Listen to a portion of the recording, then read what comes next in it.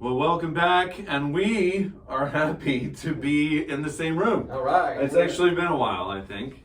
And we are going through Leading with Emotional Courage, and we are in, I'm not even going to tell you how many parts, because there's parts and sections and elements, but we are moving from chapter 34 to chapter 36, and we're going to jump right in. Because this is, it was a really good chapter and a good explanation, because it does say, the title is called Creating Accountability. So that is chapter 4. And people do have a negative feeling about accountability, right? Yes. But I do like the way he put it. So how about we jump out? What do you think about chapter 34? Yeah, I think of what Brene Brown said, clear is kind. Yeah. And his 5 points, I'll start with the word clear. And I love the way that he talks about holding people accountable for execution. It sounds like it's like, well, it's a little intimidating, but really it has to do with clarity. So once again, he comes through very practical. I see there's application here, certainly for leadership, but also in our expectations in recovery. And so, like, for example, he says getting angry at people almost always doesn't work and produces frustration. Yeah, the opposite. It produces the opposite of what we want. Yeah. So instead, he says, why don't we take a different approach? And then he gives these 5 steps, all beginning with clear. So, for example, the very first one is having clear expectations. He believes in writing it down. Obviously, you got to write it down. But he's also a big believer in saying it out loud. Right. Which, for a verbal processor like me, I really appreciated that. So we want to have clear expectations. What am I getting into if I come to celebrate recovery? What am I committing to if I'm going to commit to any kind of recovery? What am I doing here? So clear expectations was the first one. Yeah. And then that takes us to the second one. Now, clear capability or skill. Right. I mean, you could look at it from a strength standpoint, or you can look at it from a standpoint of what can I do? I mean, there are such small and easy wins when it comes to recovery, I think, and you're looking a lot for the small action steps that people can take that lead to a big result. And so when it comes to capability, you really do want to make that more personalized. Because when it comes to strengths, you do want to capitalize on the positive strengths. What do people do well, and utilize those to do things, even if there are typically more difficult. You want to rely on the strength that will really come through for you. You want to go put your strengths to work. That's right. As Marcus Buckingham once said. Nice. All right. Maybe we'll do that book sometime. Yeah. All right. Next one. Clear measurement. If a goal slips. So let me give a context here. If you're working with somebody and you have, your expectations are clear, what are you going to do if it goes south, if it doesn't work? So one thing that stood out to me, he said, you need to have a clear measurement. How do I know if I'm going forward, backward, staying neutral? And then having somebody to keep you accountable. If a goal slips, we need to jump on it immediately. Now that would be a good application in a workplace. Yeah. If I'm reporting to you and I said, Nathan, I want to accomplish 5, I want to sell 5 widgets, and I sell 1, Right. then that's a clear measurement. Yeah. And number 4, though, clear feedback.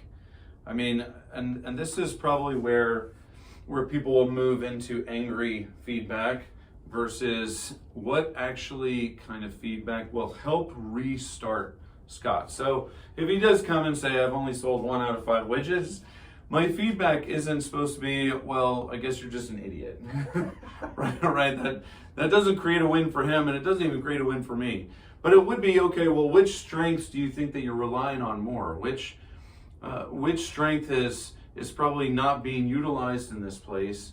And brainstorming or ideating the kind of feedback that is not just building up practical steps, but also rebuilding up the emotional response too, because that's what we want. We want Scott to feel like he is capable of actually going out and doing it, and knowing that both of us are in this together, and not just he's under the gun, literally, of, well, you're fired now. Then it helps give us both the win that we're looking for. And that's the kind of feedback that people want, and that's the feedback that they need. So yeah, and he had a phrase in there that really stood out to me. He said, it's better, when giving feedback, it's better to be helpful than nice. Yeah. He doesn't encourage us to be unkind. Yeah, but I think, when it says that, I do think that people have the wrong idea about niceness. Niceness can be like, well, Scott, it's okay. You only sold one. And then secretly I'm thinking, but if he doesn't sell any in 2 weeks, I'm firing him. Right. That's not nice to him, actually, even though it avoids an uncomfortable conversation that says, well, we need to pick back up the pace somehow, some way. So it's actually nicer, in my opinion, to go right to a connection that is true, rather than, well, I am trying to avoid feeling bad about if he has negative feelings, right? My feeling bad makes you feel bad. That's right. But it doesn't help me No.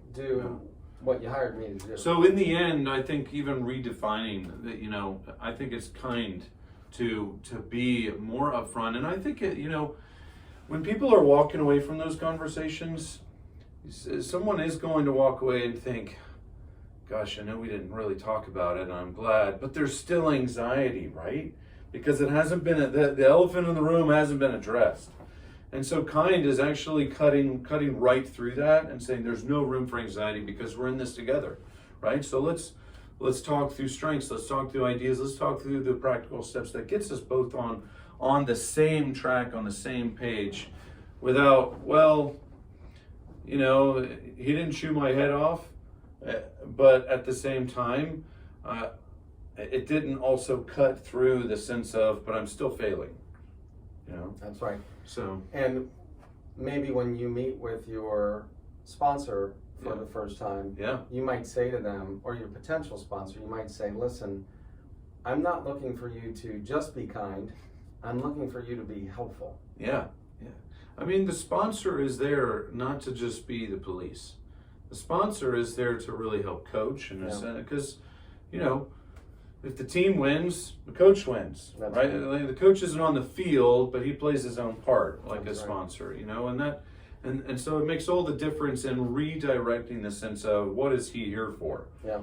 Is he just here to whack me on the hand with a stick or something when I do make a mistake? And that is often how we feel because we've had that earlier in life at some point. Yeah. But that does go to 5, right? Yes. So clear consequences. There's always consequences in life. And he has a little cycle here. He says, if things still aren't going well, and again, you might see this through the lens of recovery, we keep failing. What do? Well, we repeat. And then sometimes we reward. We do that at Celebrate Recovery. We have a sobriety celebration once a month. Right.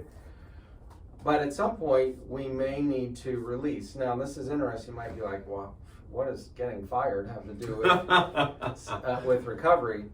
But we actually use the word fired in our Celebrate Recovery step studies with a sponsor. Okay. We say, you may have to fire your sponsor, which is interesting. If they're not helpful? If they're not helpful. Okay, absolutely. You wouldn't do it in an angry way. Because some sponsors are probably also misunderstanding what their role is. That's right. Or they don't actually know the different, depending on the person's strengths, depending on the person's personality. If I keep nagging you every day, did you sell one today? Did you sell one today? Did you sell one? That can just take people into a tailspin of more anxiety. That's right. It can be a negative effect, even though I'm thinking, well, I'm trying to be persistent, I'm trying to be consistent, helpful things, but they're actually not. Right. So we always want to start concerning consequences. It is helpful to not overreact. We're going to take a deep breath, and then we're going to repeat. Okay, am I being clear? Maybe it's my fault. Maybe I'm not being clear. Yeah. And then reward, and then in some cases release. And I tend to think, there is a lot of power in the dopamine effect.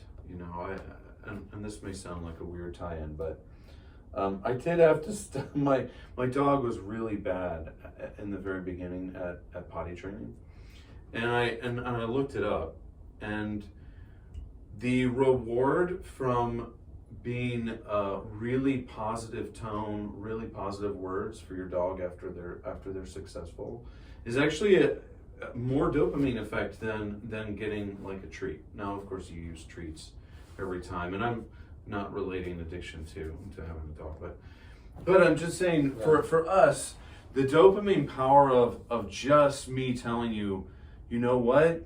Now you've sold 3, right? Right. Like, hey, this is a win. We're gonna celebrate every step of the way. It kind of builds a multiplication effect to ultimately get to the goal. And I think that, in my opinion, those kind of consequences are the best, because let's face it, when you're not doing well, it is mostly internal. I mean, people feel it when they're not winning. There's a sense of shame and guilt, and there's not as much need. That's right. I wouldn't even have to say anything. He knows that I know you didn't sell enough, right? But the power of that connection, the dopamine, and what is it, serotonin as well? I think as well. It's an amazing sense of accomplishment for your brain really latches onto that. Absolutely. So then, really, as I look at this chapter 34, holding people accountable. Yeah. If you're a sponsor, or you're being asked to be one, this is a great list of 5 things that you want to be clear on. And if you feel like this person isn't doing anything I asked, you would want to start as a sponsor and go back and look over this list, just as a boss would with his employee, and say, which of these 5 areas am I possibly neglecting? Yeah. Okay. Yeah. All right. That was a great chapter, though. Yeah, really. 35, bigger than you, why leaders should try to be overwhelmed. Yeah, I heard this and I'm like, wow. And he starts off with a scene that's pretty overwhelming. It's a very emotion-laden scene. Yes. And he says, the more I have control over something, basically the less impact it will have on somebody else. So in other words, if I have, in a work setting, if you and I have a project, and it's all my ideas, and I'm not listening to you, and I'm running with it, your buy-in on that is probably 0. That's right. And so interestingly enough, I know you were looking at this from the angle, well, probably from your strengths. My strengths, interestingly enough, in the command, I will actually often do this. I've actually seen this, but I will say it's a great risk, right? Because you don't know what the outcome will be. Mm-hmm. And when you put someone in an overwhelming position, what's the 2 sides? One side, they will step up and say, okay, I mean, even when it comes to reaching out to God, like desperation, right? Mm-hmm. Man, I really need God in this moment. Or you go in the opposite direction and you say, well, I hate God, or I hate you, and I'm done with this, right? However, I have never seen something so much more powerful as the indicator to see where they're ready, and where their sense of desire is. When they get to that point, if you truly desire it, you will give it. You will want to keep going. And we've seen that in athletics, when the person falls down and they're hurt, and they just keep going, right? One of our staff members, he actually literally broke his wrist and probably needs surgery, and he's here with his other hand doing facilities the next day, right? So, but see, that goes a lot to what was told to us. He said, I still have one other arm, right? So it really shows that he's leading that kind of sense of, I want to be here, and this is going to happen, and we can't keep him from coming in. But the good part is I think in these situations where it's overwhelming, you've really opened the door for a lot of different possibilities. So when a leader is always in control, you're kind of like on the highway, and sometimes you do need, especially when COVID hit, right? The leader would not have all the answers. It would be best to actually say, as a leader, I don't know where we're headed, but I do know that we need everybody to contribute to our survival. And we're going to open it up, and any idea is going to go on the table, no matter how far-fetched it might seem, right? Yeah, that's good. And so in those crisis moments, you do have the ability to say, okay, let's sharpen everything up and let's move in the best direction. Yeah. And especially when it comes to, man, Scott really stepped up in this. And I can see that he's ready even more so. So all he needs from me is probably some feedback to make sure he is getting it right, making the right steps, right decisions. And I think that's what this is something bigger than you. And I relate it to, frankly, the fact that, in my opinion, you can correct me, but we often do not feel the same sense of confidence in what God says our identity is. When he says, even you're a child of God, we co-heirs in 1 Peter, right? We don't necessarily connect with that, especially in recovery groups. You're thinking, well, I'm just a screw up, or the hated, or at least what I consider the hated statement is, I'm only human, which is I'm always going to make a mistake. I only hate it because I like looking at it from the standpoint of, actually, I think it's more human to be like Jesus, because he's the ultimate human, right? So I think something bigger than yourself means, man, I don't want to keep living that. I'll just totally random name, right? But if I think of John, and I'm thinking, but John really has this potential, right? But it's almost bigger than what he sees for himself. God sees it. Yeah. And sometimes, many other times, people can see it in him. And that's something bigger that we're talking about. Hey, lay the pieces out, and let's move towards something that is actually bigger than yourself. But that means you have to give all of yourself too. Yeah. Right? Yeah, absolutely. Yeah, and he also says, learn to let people step into their own space. Yeah. And I do think I'm actually reminded of the painting over your left shoulder here, the prodigal. If you think about that, he let his son do what he did. Did he assume? We don't know the answer to this because it was a parable. Yeah. But did that dad assume that son would make wise decisions with his inheritance? Right. He let him step into his own space. And what does that mean for us in recovery? We can't micromanage everybody because we will end up disappointed. And so letting people step into their own space, letting them feel that it's the weight of it, instead of trying to always rescue somebody. That came to my mind from a recovery point of view. Because a sponsor can't do the work for the person who's trying to, That's right. And so a sponsor, it's tension as well, because, however much you want to keep, maybe even sending Bible verses, it is going to be up on the person who's walking towards recovery to actually take it in and start doing it themselves. Yeah. Eventually it's got to transfer from, and even in a parent-child relationship, eventually it has to transfer from, we're initiating this, to I am initiating this. Yeah. That's right. Okay. Great chapter, and that takes us to chapter 36, improving performance after a critical error, pace. Now, when I think of pace, I think of the speed at which I hit a tennis ball. Pace. Oh yeah, good. Okay. So it's really how to react when someone disappoints us. And we know that answer. You fire them. I'm just joking. Well, that often happens. That does often happen. For a sponsor, anyway, you can't fire yourself though. If you feel like you're disappointing yourself. That's right. Anyway. But this theme comes back that we just touched on, that punishing somebody for, we can either punish somebody for a mistake they made in the past, or we can decide to encourage them toward the future. Right. And he argues punishment rarely Yeah, almost rarely never. is help, Yeah. right? Is helpful. But can we encourage someone from this moment forward for the future? Yeah. And then he gives these, I believe, 4 ways that we can, instead of using our own knee-jerk reaction, which I can be guilty of, Mm-hmm. we can respond instead of react. Yeah. So the first one, you're never going to believe what it is. I know.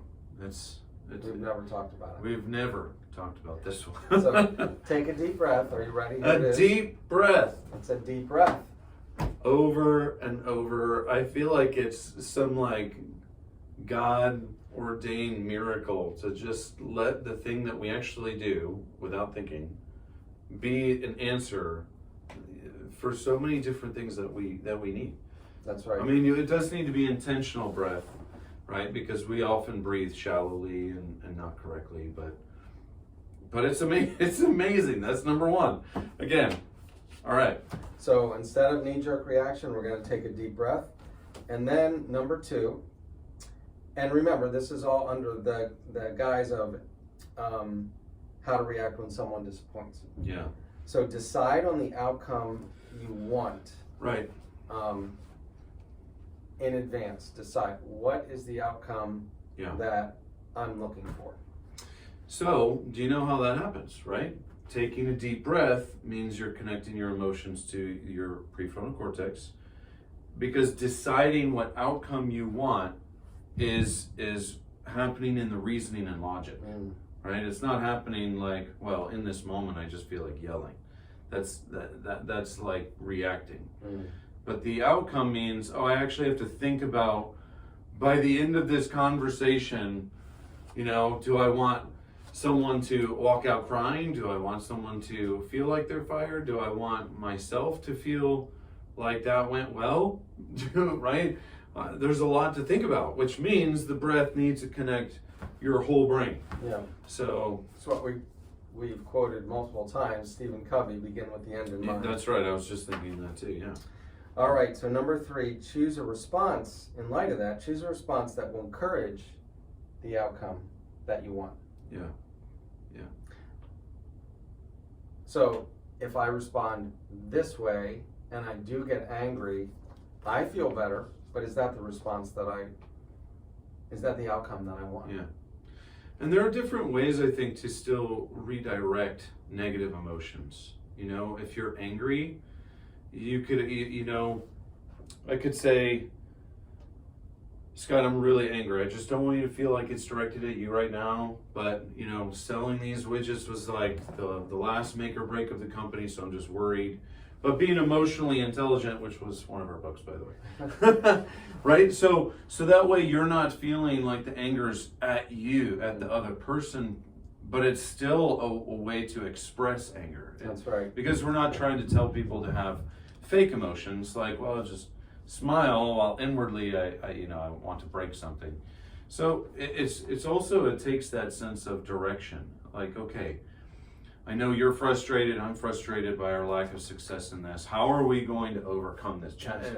And directing at a challenge or something that's not necessarily directed only at the person, especially if you're wanting that outcome to be to still be, you were still in the same room together. Yeah, I mean, another way to say that is, what a big difference if I feel like I'm in this moment anyway, if I feel like I'm your enemy because of how you're responding. Right. And you could so easily change the words to say what you said, I'm angry, but it's not you. I'm actually, we could say the enemy or the goal or whatever. Exactly. Now I feel like I'm on your team fighting with you together. Right. And that is commonly what you want. You don't want a you versus me. You want how are we going to win this together? That's right. I mean, yeah. All right. And then really a positive that he ends on number 4. I know you're doing everything you can to succeed. This is how I captured it. How does he capture in the book? From what I heard, he said, I know you're doing everything you can to succeed. If not, we'll succeed together in another project. So it felt very positive to me. Right. Similar to number 3. Yeah, exactly. but it does turn it around and say, it's not deconstructing or destroying the person across from you isn't going to make someone more successful. It's not going to make you more successful, whether you're a sponsor or whether you have a sponsor. And that's, I think these are great chapters, and sometimes it is hard because we do get so scared about whether it's feedback or what the other person is going to say. But I think breathing does help us to slowly change that perception. Like, this person's not attacking me. We're doing this together. We're in this together. So awesome. Yeah. All right. Well, we're here on Monday nights at 7:00. Yep. Love to have you join us anytime you're in Westchester or if you live in this area. If you happen to have a hurt, habit, or hang up, that's what makes you eligible to come. Absolutely. And send the videos on to others that might help them take this as a first step. Just watching some of these videos to encourage you to help create some of that safe space. If that's a good place for them to start until they can come or make it to another Celebrate Recovery meeting. So we'll see you next time, because there are more chapters ahead. We got more to talk about. See you next time.